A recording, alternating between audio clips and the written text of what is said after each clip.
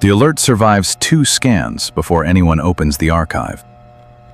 At first, the galaxy looks ordinary.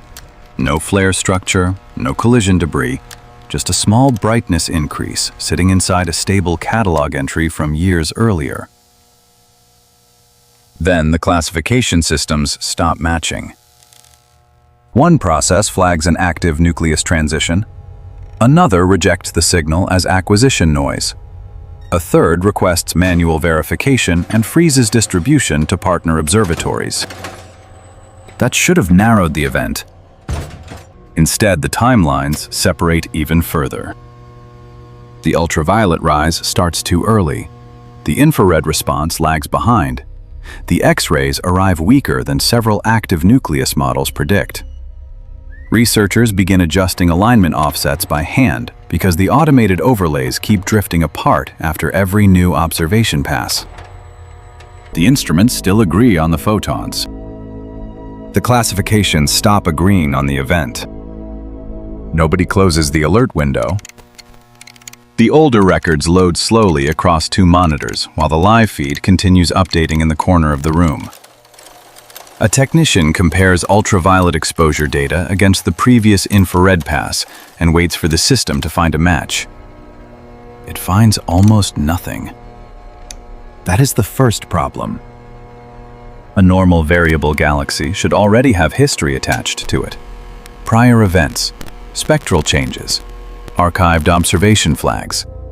This one behaves like a known object entering the system for the first time. 300 million light-years away, an entire galaxy is changing inside a modern alert stream while operators sit waiting for more wavelengths to arrive. Someone reruns the archive search using older sky surveys that are usually ignored because the resolution is worse. The database returns partial records, broken timestamps, and one empty reference field where a spectral history should be. The live image updates again. The center of the galaxy is still getting brighter. The more instruments they add, the less unified the event becomes. A new ultraviolet record opens beside the original survey feed. Then another infrared curve. Then older sky maps pulled from storage systems that still carry formatting from missions already retired. Files begin stacking across the screen faster than anyone summarizes them out loud.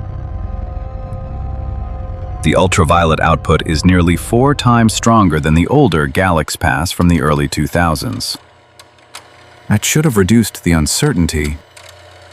The infrared rise drifts onto a different timeline instead. A researcher zooms into the mid-infrared curve and reruns the comparison manually because the automated overlay keeps shifting the alignment points. The post-2022 measurements are already more than double the older baseline. Not gradually, not evenly. The wavelengths are climbing like separate events sharing the same coordinates. Someone says it could still stabilize into a normal active nucleus transition. Another team compares fresh follow-up observations against archived sky surveys from different years and different instruments. The points stop lying flat. Every older record now looks less trustworthy than it did an hour earlier.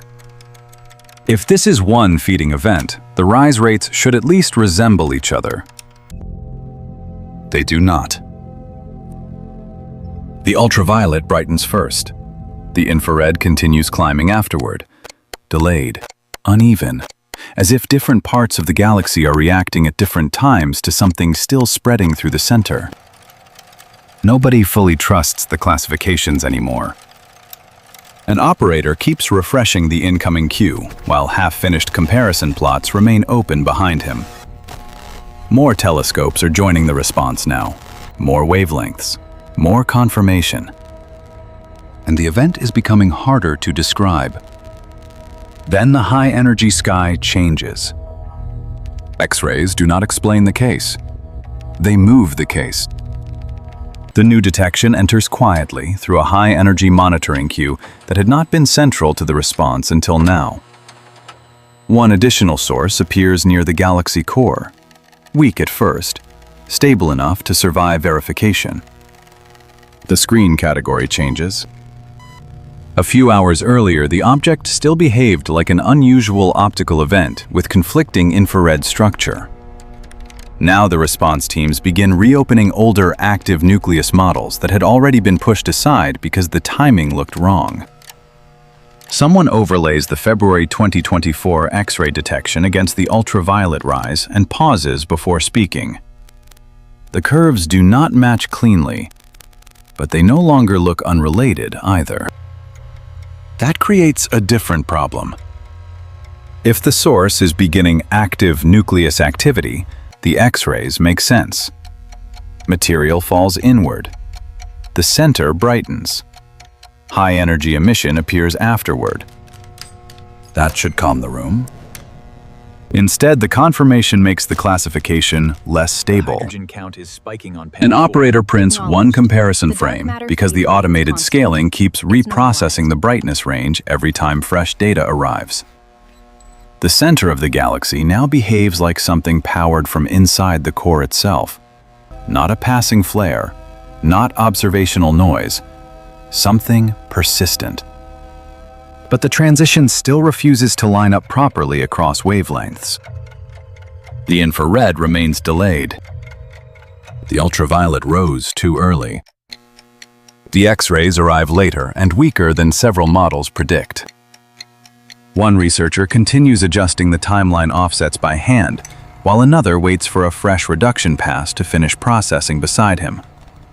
Nobody leaves their station now when the updates slow down. The object is starting to resemble a black hole beginning to feed in real time. But the profile still does not close cleanly.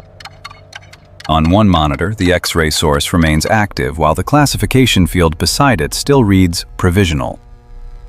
The measurements remain stable. The classifications keep splitting anyway.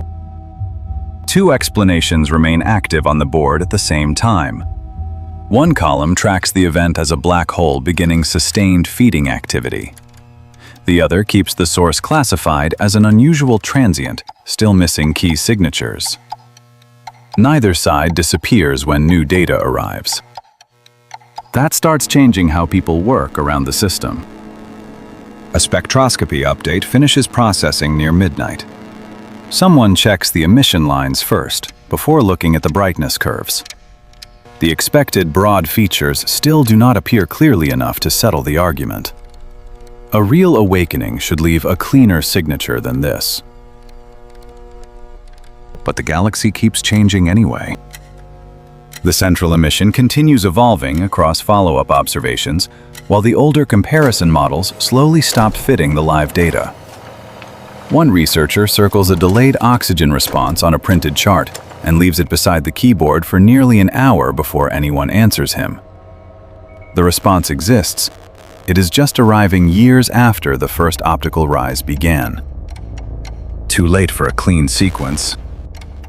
If the nucleus fully activated earlier, the surrounding gas should already show stronger confirmation.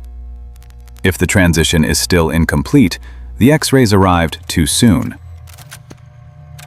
Neither interpretation disappears from the board.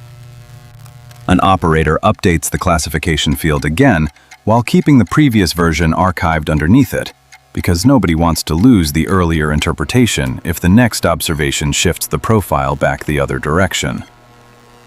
The labels now change more often than the source coordinates themselves. No alarms sound. No one argues loudly. The fracture stays procedural. One team schedules longer monitoring windows. Another requests additional spectral passes months apart instead of days. The system is no longer trying to close the case quickly. It is trying not to close it incorrectly. And every new observation still arrives attached to the same unresolved object name. The system survives by refusing to close the file. More observation windows are added instead of conclusions. Telescope time gets extended. Follow-up requests remain active across ultraviolet, infrared, optical, and X-ray monitoring queues, while the source continues changing slowly enough to avoid resolution and fast enough to prevent stability. The object is still changing. The teams stop waiting for the category to settle before scheduling more observations. A draft paper circulates through the teams with entire sections marked provisional. Future observations are listed as necessary, not supplemental. The uncertainty itself becomes part of the operating procedure. Someone reviews the latest spectral pass beside a wall of older comparison frames and stops trying to force the curves into a clean progression. The event no longer behaves like a short anomaly waiting to settle. It behaves like a system entering a state nobody can confidently timestamp. And the monitoring keeps improving. The contradiction grows quietly underneath that improvement. Every new wavelength strengthens the case that something real is happening near the center of the galaxy. But every added layer also weakens the older categories built to describe it cleanly. The object keeps producing evidence without producing closure. A black hole may already be feeding there in real time. Or the transition itself may still be incomplete. The distinction remains operationally important and procedurally unstable at the same time. No final reclassification arrives. No system resets back to certainty. Observers continue scheduling future passes months ahead, while archived labels remain partially active behind the current interpretation because nobody fully trusts the permanence of the latest explanation anymore. The galaxy stays under watch. The alerts keep updating. And the file remains open because the monitoring systems detected the change faster than the humans operating them could classify it.